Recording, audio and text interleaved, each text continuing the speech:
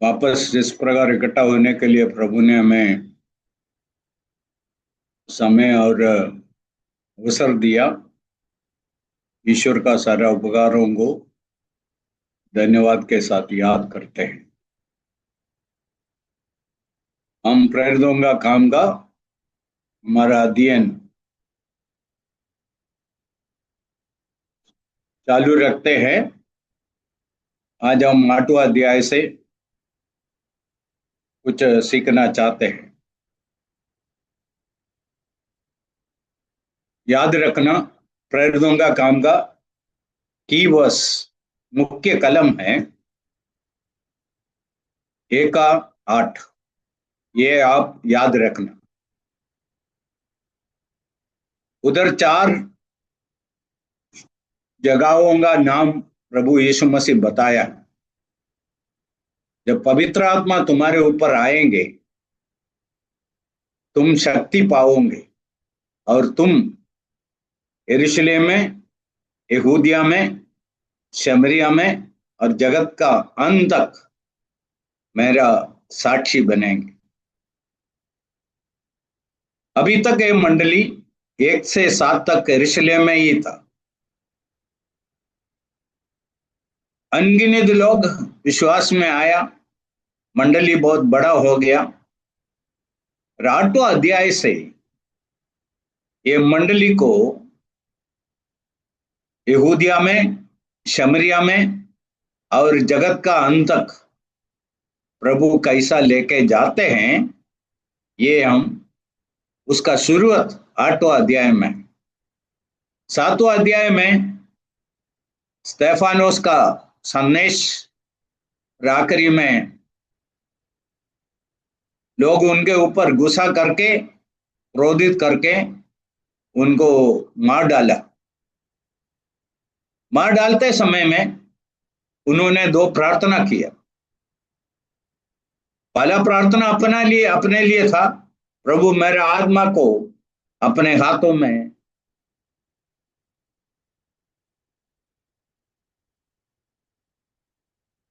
ग्रहण कर, मेरे आत्मा को ग्रहण कर।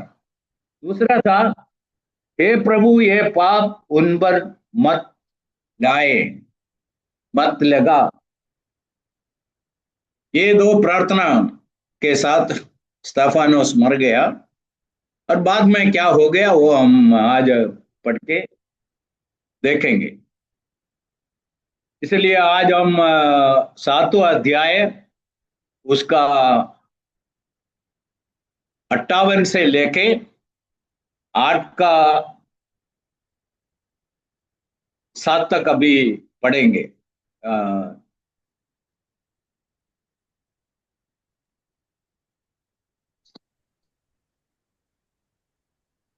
और उसे नगर के बाहर निकालकर उस पर पथराव करने लगे। गवाहों ने अपने कपड़े शाऊल नामक एक जवान के पांवों के पास उतार कर रख दिए। वे स्तिफनुस पर पथराव करते रहे और वह यह कहकर प्रार्थना करता रहा, हे प्रभु यीशु, मेरी आत्मा को ग्रहण कर। फिर घुटने टेककर ऊंचे शब्द से पुकारा, हे प्रभु यह पाप उन पर मत लगा। और यह कहकर वह सो गया। शाऊल उसके वध में सहमत था। उसी दिन यरूशलेम की कलीसिया पर बड़ा उपद्रव आरंभ हुआ और प्रेरितों को छोड़ सब के सब यहूदिया और सामरिया देशों में तितर-बितर हो गए। कुछ भक्तों ने स्तिफनुस को कब्र में रखा और उसके लिए बड़ा विलाप किया। शाऊल कलीसिया को उजाड़ रहा था और घर घर घुसकर पुरुषों और स्त्रियों को घसीट घसीट कर बंदी गृह में डालता था। जो तितर बितर हुए थे वे सुसमाचार सुनाते हुए फिरे और फिलिप्पुस सामरिया नगर में जाकर लोगों में मसीह का प्रचार करने लगा। जो बातें फिलिप्पुस ने कही उन्हें लोगों ने सुनकर और जो चिन्ह वह दिखाता था उन्हें देखकर एक चित्त होकर मन लगाया, क्योंकि बहुतों में से अशुद्ध आत्माएं बड़े शब्द से चिल्लाती हुई निकल गईं और बहुत से लकवे के रोगी और लंगड़े भी अच्छे किए गए। ओके, अभी हम उतने पढ़ के उधर रुकेंगे। मैं इधर कुछ मनुष्यों को दिखाना चाहता हूँ। पहला स्टीफन और दूसरा शाऊल, बाद में पौलुस बन गया, उसके बारे में अगले अध्याय में हम ज्यादा पढ़ेंगे। और तीसरा व्यक्ति है फिलिपोस। और आगे हम बढ़ते हैं इस अध्याय में, पतरोस और यूहन्ना।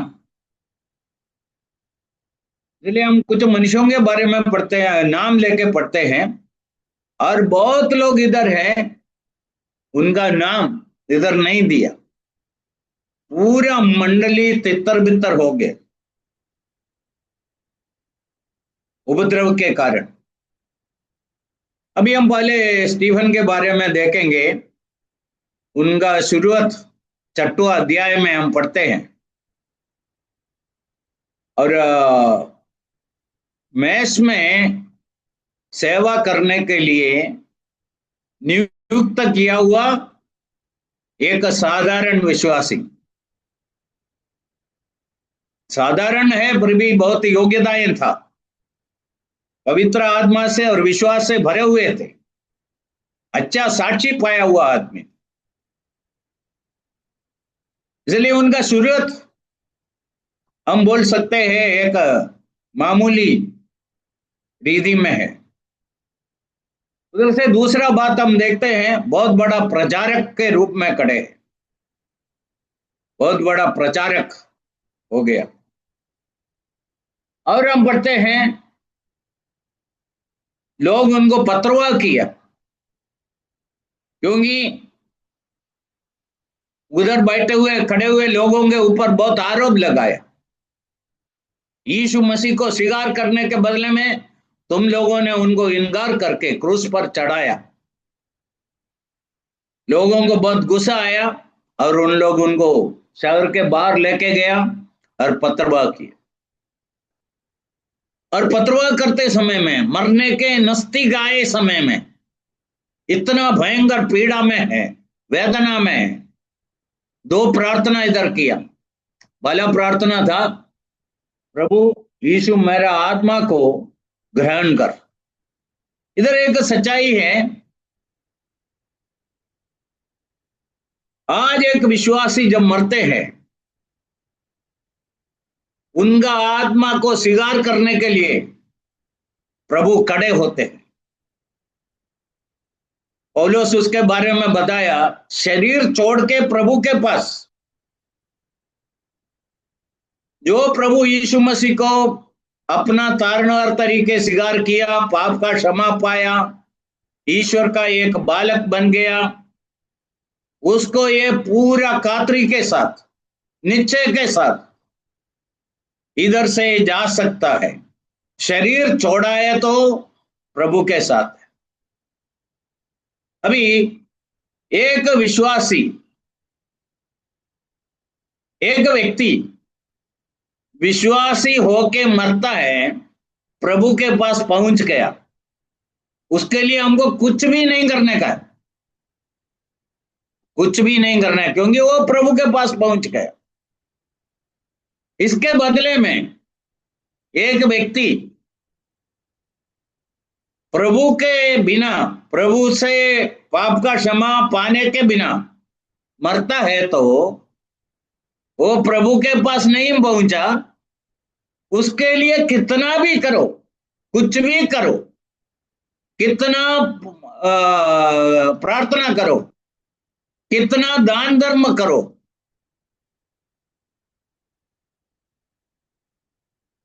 साल में एक बार नहीं, हर दिन उसके लिए प्रार्थना करो, उससे कोई फायदा होने वाला नहीं है। क्यों? उद्धार पाने का समय अभी है, वर्तमान है में, जब जिंदा है, जब सोच सकते हैं, जब समझ सकते हैं, जब निर्णय कर सकते हैं, तब है उद्धार पाने का समय। इसलिए स्टीफन कहां पहुंचा? प्रभु के पास पहुंचा। और उसके साथ उसने और एक प्रार्थना किया, वो 60 आयत में हम पढ़ते हैं, 7 का 8, 60 में, फिर घुटने टेककर ऊंचे शब्द से पुकारा, हे प्रभु ये पाप उन पर मत लगा। एक साधारण व्यक्ति ये प्रार्थना कर नहीं सकता है। हम में से कितने लोग ऐसा प्रार्थना कर सकता है मुझको मालूम नहीं, क्योंकि इतना पीड़ा के बीच में है। एक के बाद एक पत्थर उनके ऊपर सिर पर, अभी मरने का समय नजदीक हो गया। उस समय ये प्रार्थना कर रहा है। ये प्रार्थना एकदम एक आत्मिक व्यक्ति कर सकते हैं, बहुत कठिन है। थोड़ा कुछ मामूली बीमारी है, फिर भी मैं सुना है कुछ लोग ईश्वर के ऊपर बहुत दोष लगा देते हैं। मुझसे कुछ लोग पूछा, मुझको क्यों ये बीमारी दिया, मुझको क्यों ये तकलीफ दिया। अपने बारे में बहुत अच्छे सोचते हैं, थोड़ा कुछ होगा,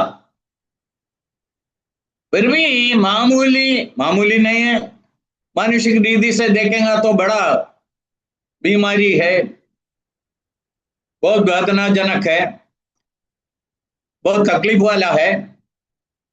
ऐसे लोग कुटकुटाते हैं। उस समय ये स्टीफन हमारे लिए एक बहुत बड़ा नमूना है। मैं और आप इसके बारे में सोचना अच्छा है। अभी दूसरा हम देखते हैं, शाऊल नामक व्यक्ति को देखते हैं। ये पूरा विरोध के पीछे, इतना भीड़ को खड़ा करने के पीछे, पत्रवाह करने के पीछे मुख्य व्यक्ति ये शाऊल था। और हम नीचे पढ़ते हैं 8वां का अध्याय में, 3रा कलम में, थोड़ा पढ़िए राजेश भाई, 8 का 3। शाऊल कलीसिया को उजाड़ रहा था और घर घर घुसकर पुरुषों और स्त्रियों को घसीट घसीट कर बंदी गृह में डालता था। ये आदमी मंडली को पूरा सत्यानाश कर रहा था, और लोग अपने अपने घरों में छुपाते हैं और घर घर में जाके लोगों को सताता था। और उसको मालूम नहीं था उनका सतावट का काम का आखिरी समय में वो बहुत जल्दी आ रहा है। उसके बारे में अगले अध्याय में हम विस्तार से पढ़ेंगे। इतना विरोध करने वाला एक व्यक्ति कैसा प्रभु का प्रेम से पकड़ गया, कैसा उनका जीवन में पूरा परिवर्तन हो गया। जीवन परिवर्तन का अर्थ देखना है तो हमको शाऊल का जीवन को देखना। कल तक लोगों को पीड़ा देने वाला, लोगों को सताने वाला, यीशु का नाम को इस जगत से मिटाना चाहते हुए व्यक्ति, अभी हम क्या देखते हैं, पूरा बदल गया।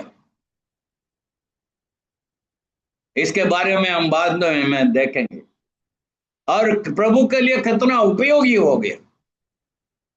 कई बार मैं ऐसा बोलता हूं, उपद्रव देने वाला बहुत बड़ा उपदेशक बन गया। Persecutor became a preacher.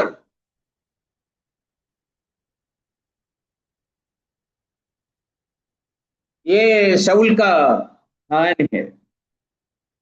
तीसरा व्यक्ति है फिलिप। ये फिलिप के बारे में हम स्टेफानस के साथ 6वां अध्याय में पढ़ते हैं। 7 लोगों को जब चुना मैस में सेवा करने के लिए, उनमें से एक था फिलिप। ये फिलिप प्रेरितों में से एक नहीं है। ये 7 जनों को 6वां अध्याय में मैस में सेवा करने के लिए चुना, उनमें से एक है। अरे ये बाकी लोगों के साथ तितर बितर होके, अपना देश छोड़ के, अपना घर छोड़ के, अपना जन्मभूमि छोड़ के भाग गया। और उधर जाके क्या किया, इसके बारे में हम पढ़ते हैं। और केवल ये फिलिपोस नहीं है, उधर से भागते हुए सारे विश्वासी लोग, जहां जगह उन लोग गया, सुवार्ता सुनाने को शुरू किया। हम 4 में पढ़ते हैं, जो तितर बितर हुए थे वे सुसमाचार सुनाते हुए फिरे। कौन? साधारण विश्वासी लोग। प्रभु साधारण लोगों के द्वारा असाधारण काम करता है, साधारण लोगों के द्वारा असाधारण काम करता है। बहुत पढ़े लिखे लोग नहीं होगा, इतना ज्यादा जानकारी वाला नहीं है, इतना ज्यादा अनुभव वाला भी नहीं है, मगर एक बात में, सुवार्ता क्या है, सुवार्ता का क्या जरूरत है, सुवार्ता हमारे जीवन में क्या कर सकता है, ये अनुभव किए हुए लोग। अभी मैं इधर 2-3 जगह में हम इधर सुसमाचार प्रचार किया। They preach the gospel, preaching the word, preaching the gospel. हम 12वां कलम में ऐसा पढ़ते हैं, फिलिपोस का विश्वास किए जो परमेश्वर के राज्य और यीशु के नाम का सुसमाचार सुनाता था, सुसमाचार सुनाता था। और आगे देखिए एक कलम, ये पत्रोस और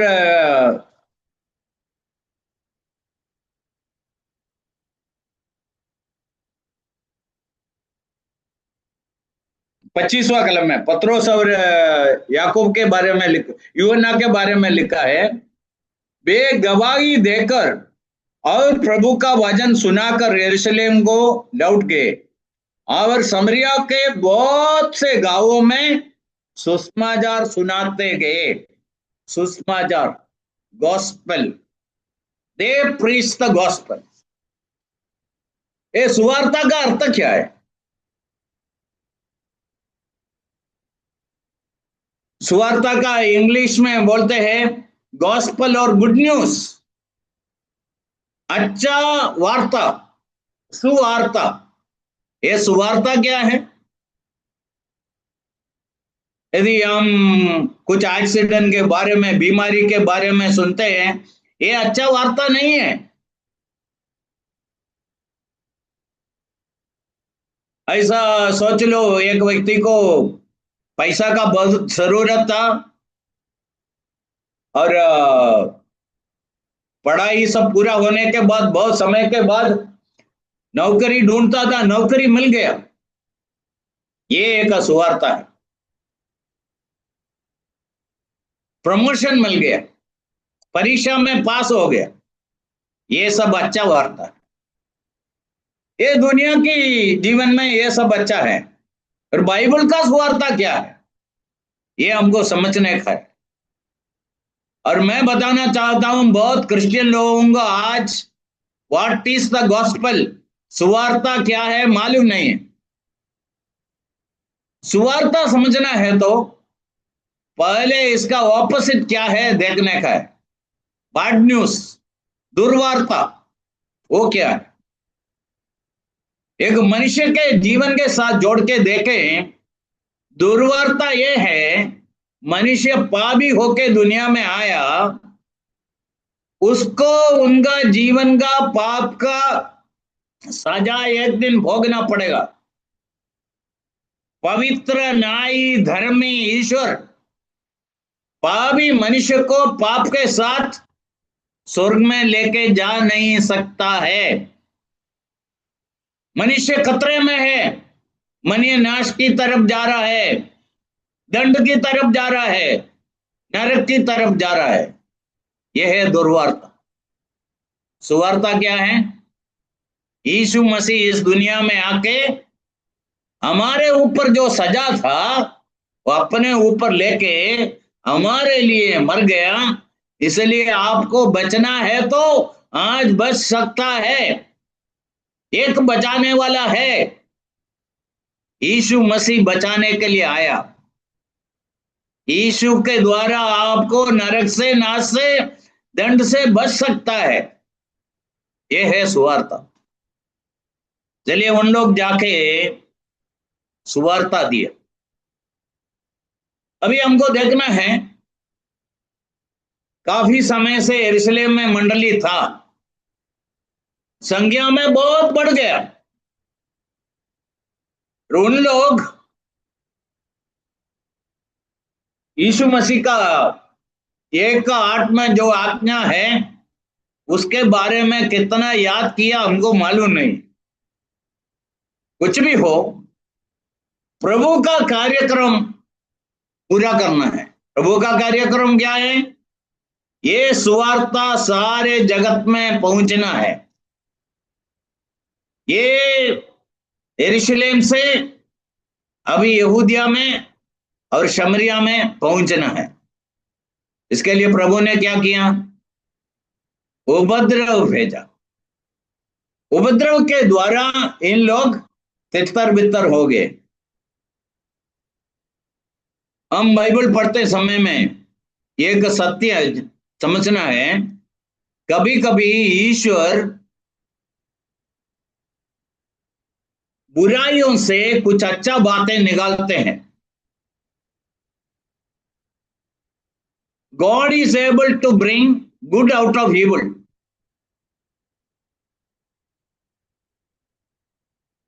शायद उस घटनाओं को देखेंगे तो उसमें कुछ अच्छा बातें नहीं, उसमें से कुछ अच्छा बातें ईश्वर निकाल सकते हैं।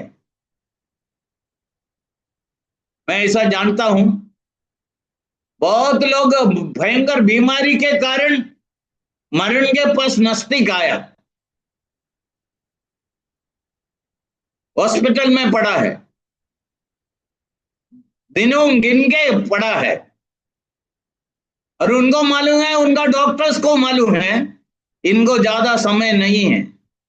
ऐसा हालत में कोई जाके यीशु मसीह उद्धार करता है, पाप का क्षमा दे सकता है, आपको नरक से बच सकता है, केवल आपका पाप को कबूल करने के द्वारा और प्रभु को स्वीकार करने के द्वारा। तैयार हो गया, उद्धार पाया, इतना नहीं, बाद में देख लिया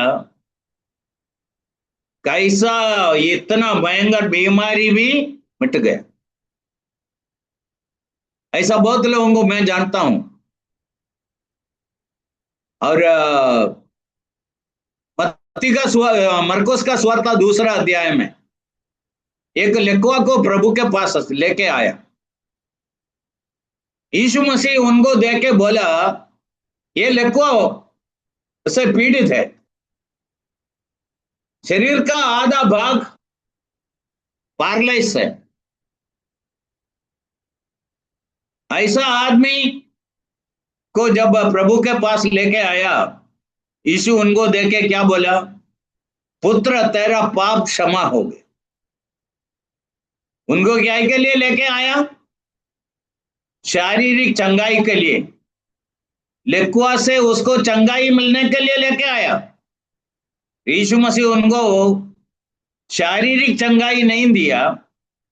यीशु उनको देख के बोला, तेरा पाप क्षमा हो गया। क्यों ऐसा बोला? यीशु के दृष्टि में शारीरिक बीमारी से भयंकर है आत्मिक बीमारी। अंदर का प्रॉब्लम बाहर का प्रॉब्लम से बहुत बड़ा है ईश्वर के दृष्टि में।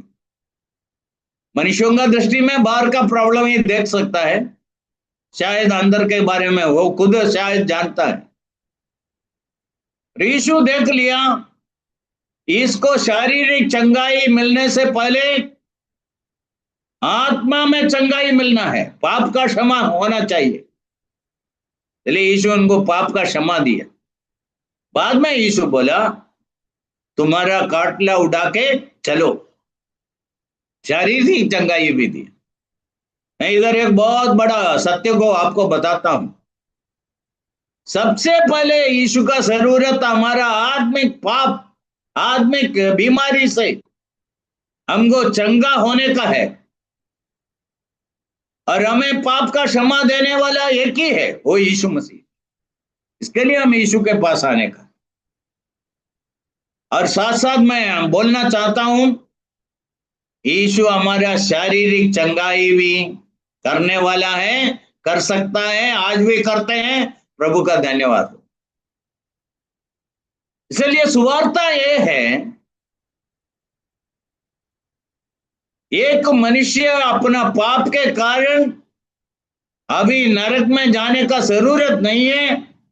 यीशु आके हमारे लिए मरा है, अपना हमारा पाप का सजा अपने ऊपर लेके हमारे बदले में मरा है, पुनरुत्थान पाके जीवित है। यीशु हमको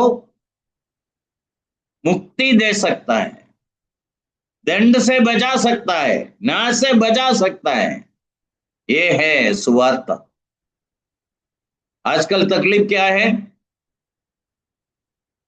ये बराबर लोगों को समझाने के बदले में लोगों को बहुत बातें सुनाते हैं। यीशु के पास आओ, ये आशीष मिलेगा, वह आशीष मिलेगा, और बहुत बड़ा लिस्ट दे देते हैं। लोगों को अच्छा लगे ना लगे, हम उनको, मनुष्यों को उनका आत्मा का बीमारी और उसका चंगाई देने वाला यीशु के बारे में बताना है। यीशु चंगाई देता है। क्या चंगाई देता है?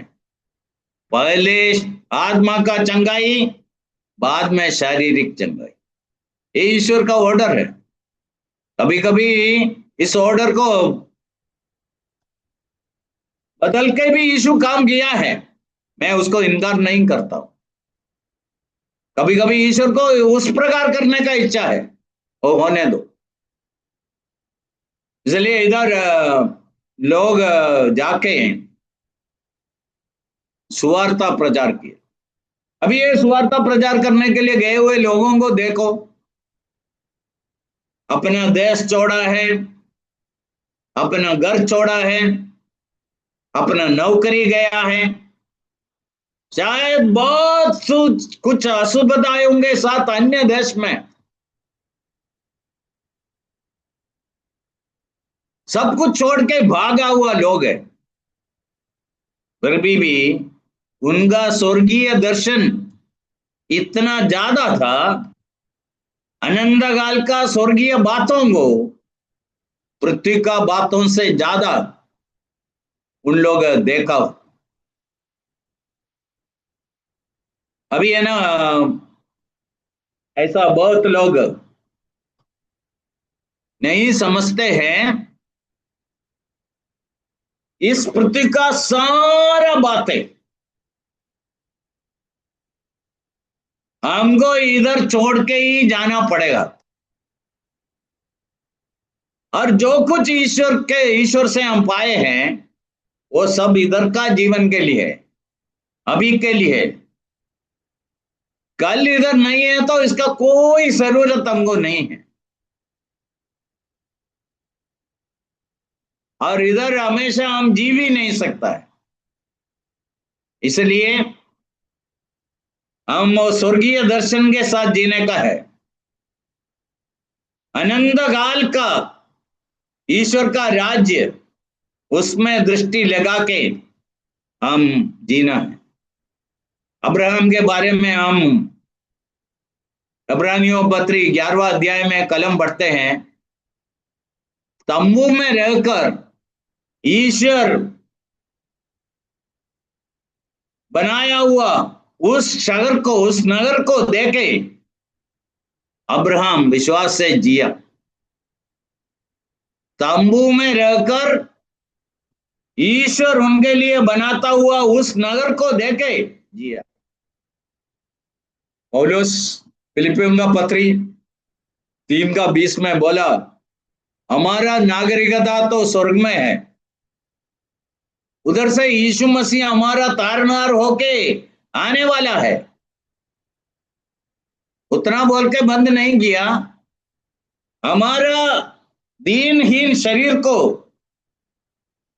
सबको अधीन कर सकते हैं, सब चीजों को अपने अधीन कर सकते हुए सामर्थ्य में हमारा दीनहीन शरीर को बदल के अपने शरीर के स्वरूप में बदल डालेंगे।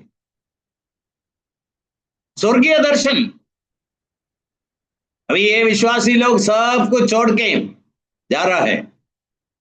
एक दूसरे को देख के ऐसा कंप्लेन नहीं किया, देख लो हम प्रभु पर विश्वास किया, आखिरी में हमको क्या मिला, हमको ये विश्वास के कारण सब कुछ छोड़ना पड़ा। नो नो नो, ऐसा कोई नहीं बोला। वो सब जाने दो, प्रभु हमारे साथ है। हम प्रभु का कार्य में हमारा जीवन को और सौंप देंगे। हमसे जो प्रभु करना चाहते हैं करने के लिए हमारा जीवन उनको सौंप देंगे। ऐसा उन लोग निकला, इसलिए उन लोग प्रचार किए। अभी हमारे पास थोड़ा ही समय बाकी है।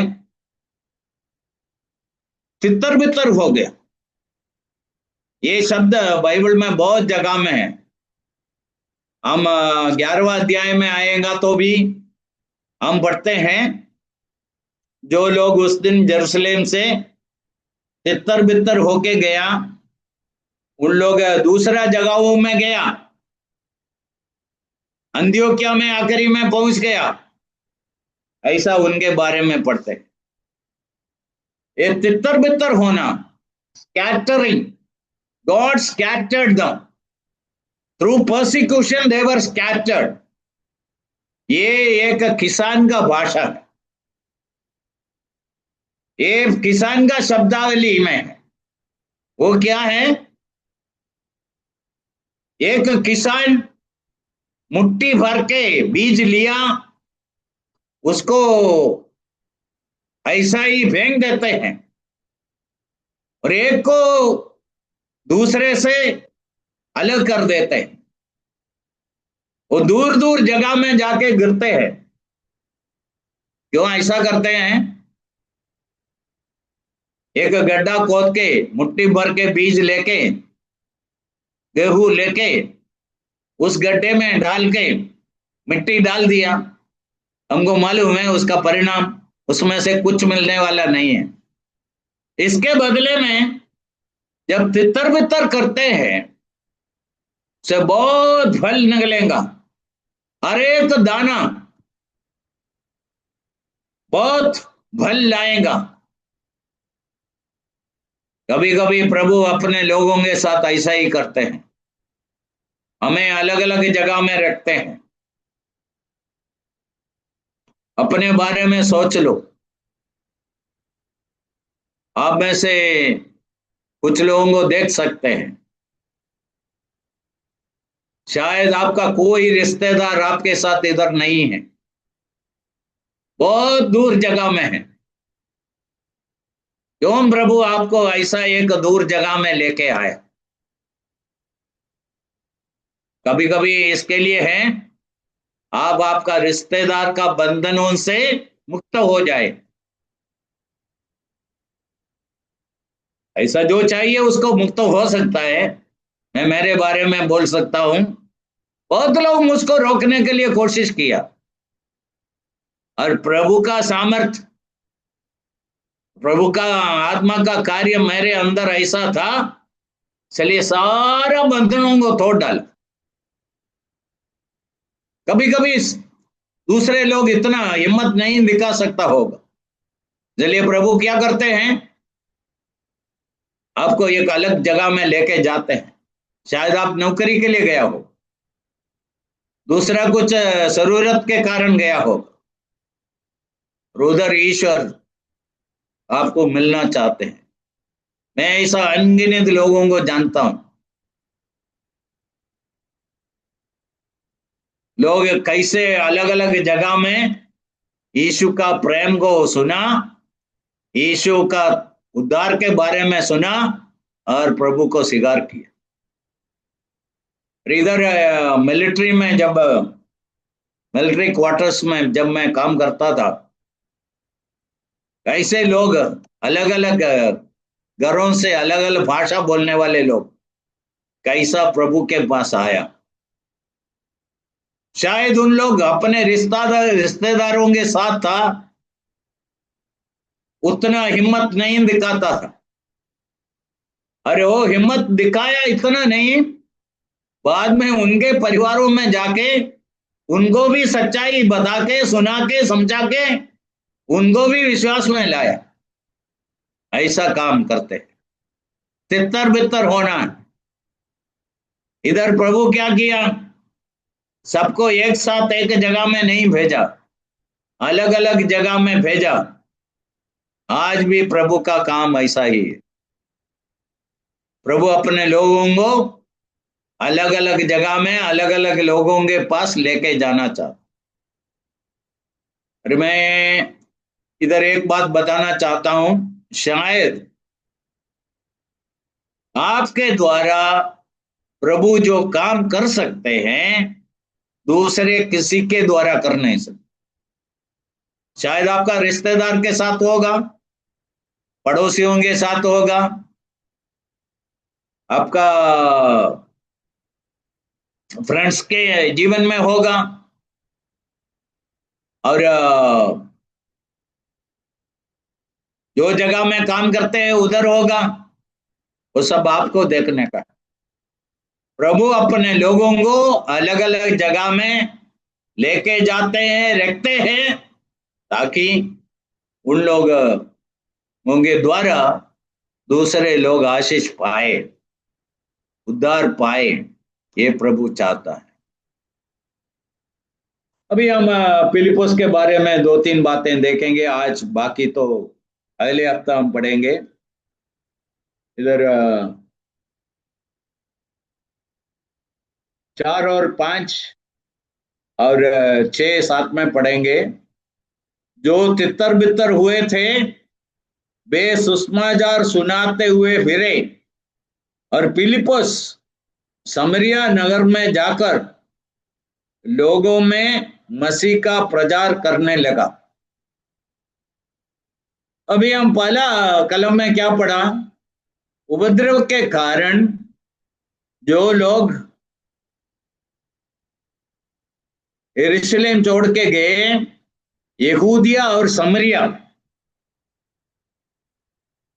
देशों में तितर बितर हो गए, और फिलिप्पुस और दूसरे कुछ लोग समरिया में आए।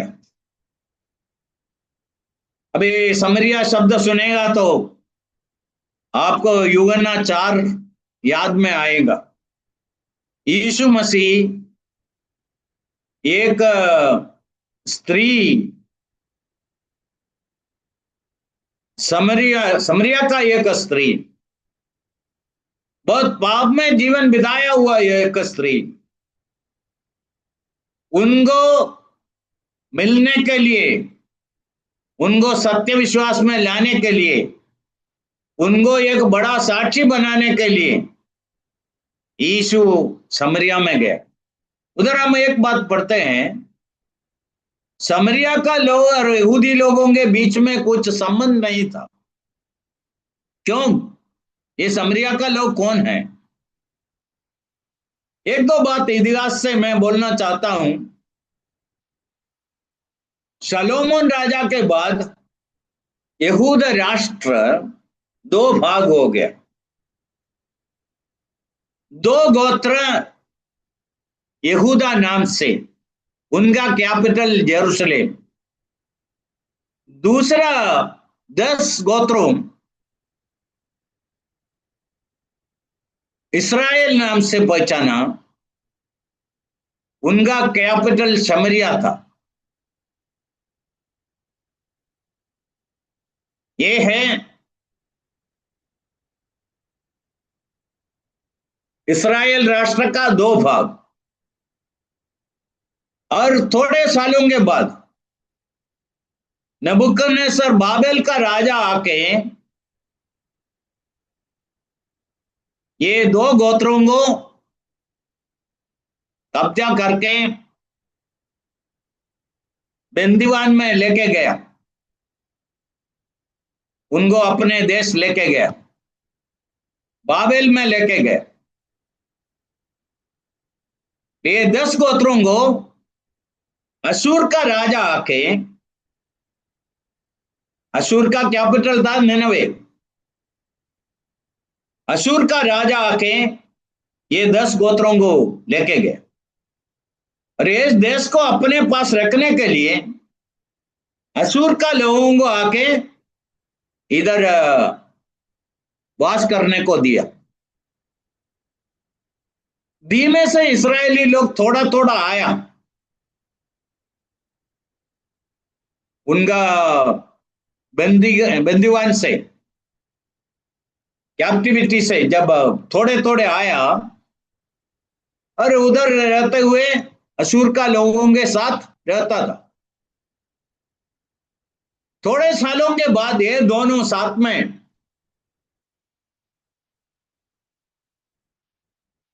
मिश्र विवाह करके, शादी करके एक नया पीढ़ी आया, उनको यहूदी लोग समरून का लोग बोलते हैं।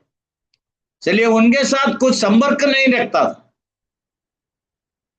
और इधर यीशु मसीह उधर जाके प्रचार किया और उस स्त्री विश्वास में आया। वो स्त्री जाके अपने गांव वालों को लेके आया, उन गांव वाले आके विश्वास किया, उन लोग यीशु को अपने गांव में लेके आया। ये सब यूहन्ना 4 में हम पढ़ते हैं। उस जगह में अभी फिलिप्पुस पहुंचा है। फिलिप्पुस जाके क्या किया? सुवार्ता प्रचार किया। इसलिए मैं बोलना चाहता हूं, उधर यीशु मसीह के बारे में प्रचार करने वाला पहला व्यक्ति नहीं है। यीशु खुद गया, यीशु का शिष्य लोग थे। वो समरून का वो स्त्री विश्वासी बन गए, उनका साक्षी को सुन के उनका गांव वाले उन लोग उधर थे और उस जगह में प्रचार करने के लिए गया। और हम बढ़ते हैं 6वां कलम में। जो बातें फिलिप्पुस ने कहा उन्हें लोगों ने सुनकर और जो चिन्ह वो दिखाता था उन्हें देखकर एक चित्त होकर मन लगाया।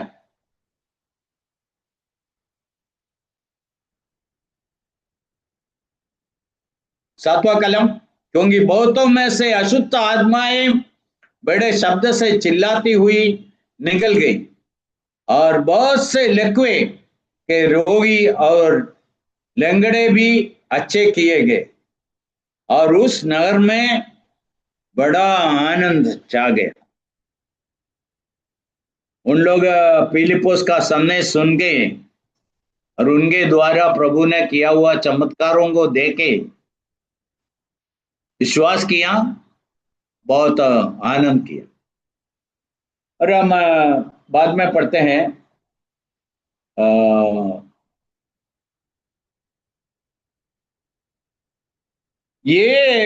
ये वार्ता यरूशलेम का मंडली में पहुंच गया। 14 में 14 में हम पढ़ते हैं, जब प्रेरितों ने जो यरूशलेम में थे सुना कि समरियाओं ने परमेश्वर का वचन मान लिया है तो पतरस और यूहन्ना को उनके पास भेजा। चलिए इधर समरिया में कैसा यीशु का शिष्य लोग पहुंच गया, उधर उन लोग जाके क्या किया? सुवार्ता प्रचार किया। अभी 2 बातें मैं बोल के ये समाप्त कर देता हूं। पहला बात, यदि सुवार्ता हमारे पास तक पहुंचा हम उधर रोक के नहीं रखने का है, इस सुवार्ता दूसरों को देने के लिए। यदि सुवार्ता आप बराबर नहीं समझा, आज रात आप और एक बार बराबर समझो।